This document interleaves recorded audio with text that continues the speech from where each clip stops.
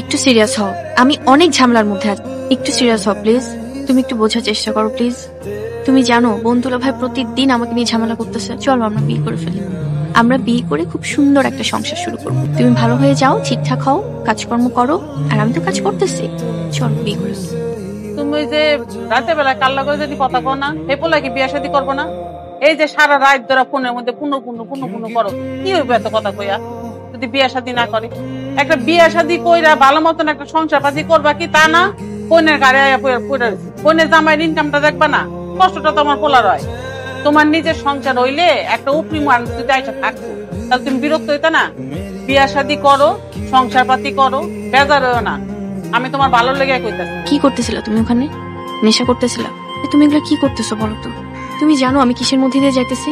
আমি জানি না আমি কেন তোমারে এত ভালোবাসি। তুমি যে জিনিসটা সবচেয়ে বেশি ভালোবাসো সেটা নিয়ে থাকো।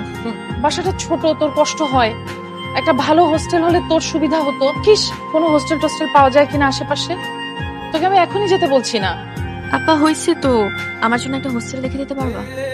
বোনের বাসায় থাকা সমস্যা হচ্ছে। এখানে থাকবো কি হিসেবে? একটা ছেলে একটা মেয়ে এভাবে একসাথে থাকতে পারে না। একটা ছেলে একটা মেয়ের একসাথে থাকতে গেলে কি করতে হয়? বিয়ে করতে হয়। চলো বিয়ে করি। বিয়ে তো করবো না, ভালো তো বাসো। আমি তো বাসি, তুমি বাসো? আমি তো বাসি। তুমি আমারে না, নেশারে ভালোবাসো। আমি তোমারে ভালোবাসি, তুমি থাকলে এখন নেশা লাগে।